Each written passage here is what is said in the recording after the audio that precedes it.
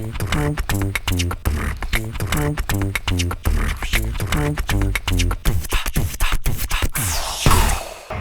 pesawatnya setidaknya salah satu memang akan menjadi communicator begitu, tapi memang mereka yang terbang di ruang untuk tersebut ya, itu kurang lebih itu yang saya ingat.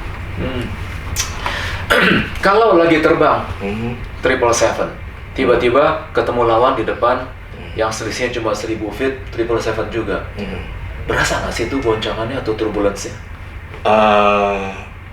Tergantung angin juga, andai kata wind calm itu bisa terasa. Belum lama kan pernah dengar kan bahwa pesawat jet kecil papasan dengan 380 Cupalitan itu pesawatnya? Betul, ya pastilah. Padahal itu tidak di belakangnya, tidak di sampingnya, tapi di atasnya bisa kena seperti itu. Ya with turbulence ya. Dan mungkin di atasnya kena juga. Nah kalau 777 dengan 380 misalnya ada nggak pengaruh? Pernah, jadi gini, ya dengan heavy atau super heavy untuk yang 380 tentunya pada saat cruise bisa terjadi, dan itu even dengan 777 bisa tapi tergantung ya efeknya. Jadi kadang untuk mitigasinya kita gunakan SLOP, strategic lateral offset procedures. Jadi kalau memang kita kena di belakang terus seperti itu trailnya, kita bisa offset 1 mile atau 2 mile ke kanan, tergantung regulasi dari airspace yang ada, sehingga memungkinkan kalau perlu ya request. Terus negara mana yang trafficnya boleh dibilang sangat padat? Yang aku tahu dulu kan adalah Chicago ya, di Amerika itu trafficnya padat sekali. Lalu untuk parkirnya saja kita harus nunggu sampai sekian lama. Jadi total mungkin di ground time itu bisa lebih dari 1 jam barangkali ya?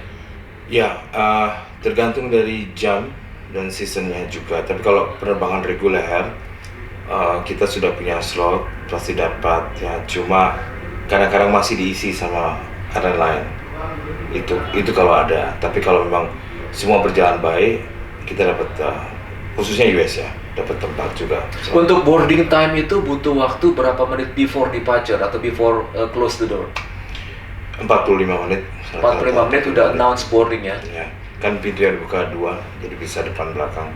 Total seatnya ada berapa ratus? Sekitar 42 di depan, 365 di belakang. Tapi untuk kapasitas kalau ada baby dan sebagainya dengan kru, total 400-an ya? 400-an lebihnya. Setiap hari hampir selalu full terus ya?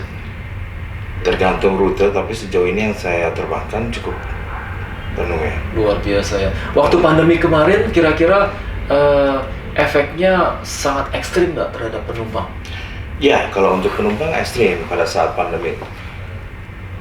Tapi saya rasa company dan mungkin banyak company yang lain juga smart ya. Jadi yang lebih hidup adalah kargo.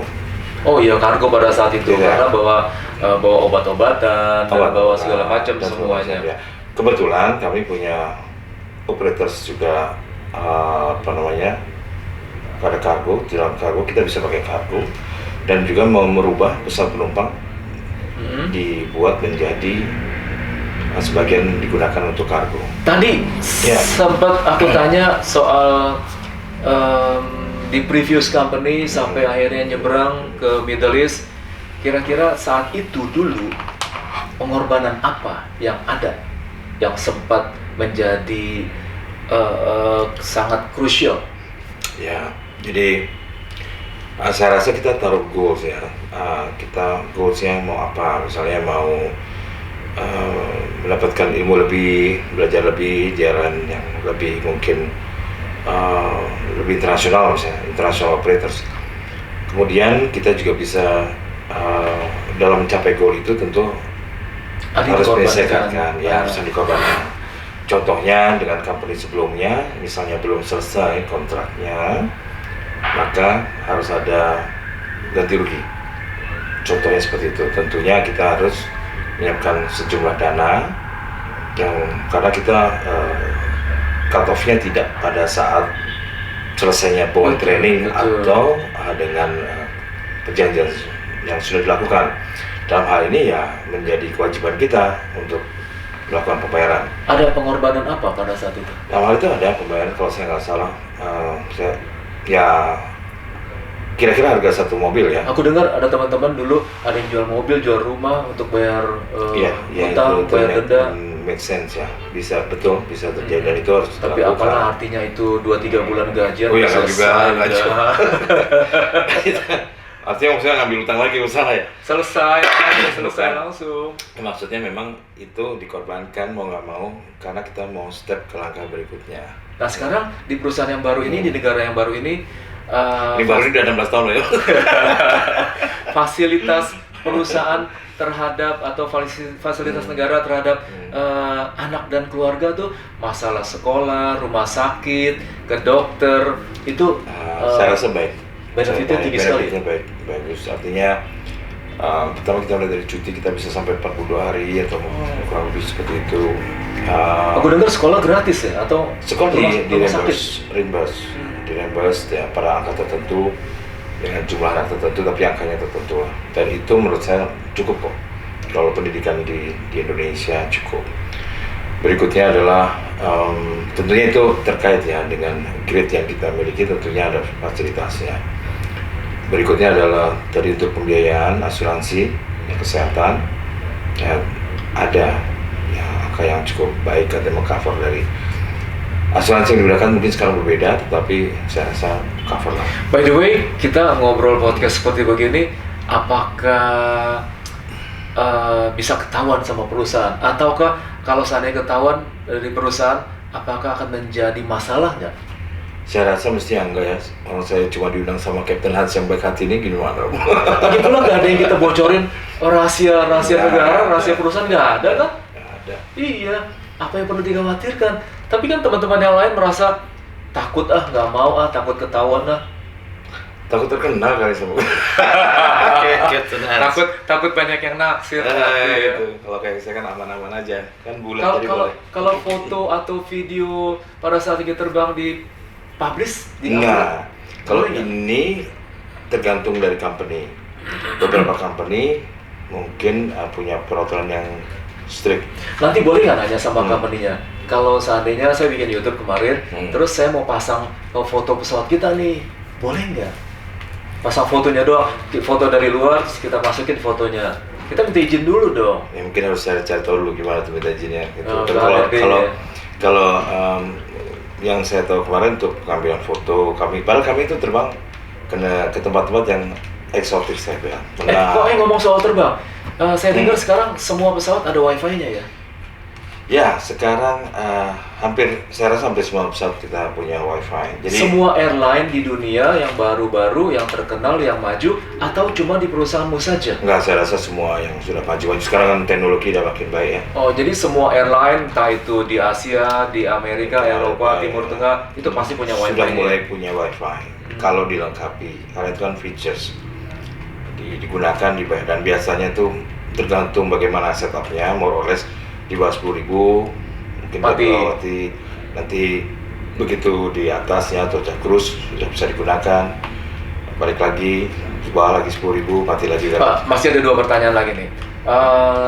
Tapi bagus loh itu, tapi bayar Bayar ya? itu bayar. Oh, jadi penumpang Tidak tuh selalu penumpang free. bayar, harus bayar. Tergantung, beberapa company menaruhnya sebagai package yang 1 jam pertama free, Oh. tapi selanjutnya Berapa duit? $10 satu kali penerbangan. Satu penerbangan $10. Ya, jadi kalau penerbangannya itu 8 jam ya bayar $10, tapi kalau 16 jam juga bayar $10. Wah, nggak mahal-mahal banget tuh Kalau saya ya. nggak salah $10 ya. Iya, acceptable, reasonable ya. Acceptable. Memang mungkin bukan berarti bisa nonton YouTube gitu ya, tapi ini ya mungkin ada platform fairness dari suatu data yang diberikan. Tapi cukup lah untuk komunikasi. Ya, untuk komunikasi penting sekali lah. Ya. Gue sekarang udah terbang nih, nanti gue sampai di Chicago jam sekian. Iya, iya. Waktu sana jam sekian. Cuaca di sana sekarang bagaimana? Iya. Macam itu. Bisa. Ya itu teknologi yang baik. Jadi kalau kita lihat teknologi tersebut terhadap aplikasi di pilot-pilot sekarang kan ada iPad yang sudah di-approve untuk digunakan. Itu company iPad misalnya atau alat device lain yang semacam iPad. Di situ kita bisa melihat weather and route dengan aplikasi tertentu. Saya nggak sebutkan aplikasinya, tapi kira-kira banyak ya aplikasi serupa yang bisa digunakan untuk seperti yang ada di weather mapping dan chart dan sebagainya. Di situ kita bisa lihat bagaimana kalau kita mau ke alternate, bagaimana airport yang kita lalui, sekitar kita dan sebagainya, weather nyata, forest, water, dengan adanya wifi dan alat company ini terkonek dengan. Jadi segi benefitnya banyak sekali. Safety-nya bagus untuk Cerita safety. soal weather tadi. Negara apa yang kira-kira paling ditakuti cuacanya? Wah, gue serem kalau terbang ke sana. Cuacanya kalau pas lagi badai salju, badai pasir, atau pas lagi ada typhoon. Wah, gue ngeri deh terbang ke sana. Itu negara mana? Saya rasa setiap negara punya challenge. Indonesia contohnya dengan negara yang demikian indahnya ini, tapi kita banyak awan CB-nya, ya kan? Kita mungkin nggak ada salju, tapi hujan dan angin kencang pada area tertentu dan CB cumulonimbusnya banyak misalnya.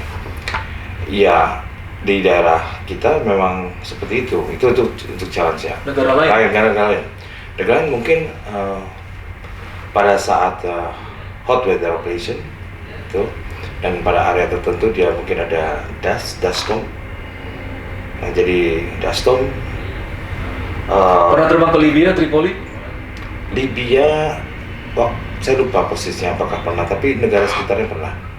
Kan di sana ada sandstorm, badai pasir. Sandstorm, ya di tempat kami itu juga ada sandstorm. Jadi pada saat sandstorm ini sebenarnya bisa dilihat di forecast.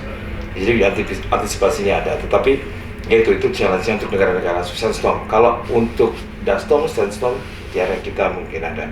Begitu masuk area-area Eropa atau Amerika atau tempat yang lain, mungkin adalah snowstorm. Oh. Jadi challenge-nya berbeda setiap. Pernah terbang suhu yang terdingin, minus berapa? Kalau saya nggak salah ya sekitar minus 25 sampai minus 30. Pernah di Chicago juga, di Kanada juga. Gitu. Itu untuk yang dinginnya. Moskow juga pernah. Yang terpanas di mana? Di negara sendiri. 50. Ya 50, 49, 50. Mantap, 50.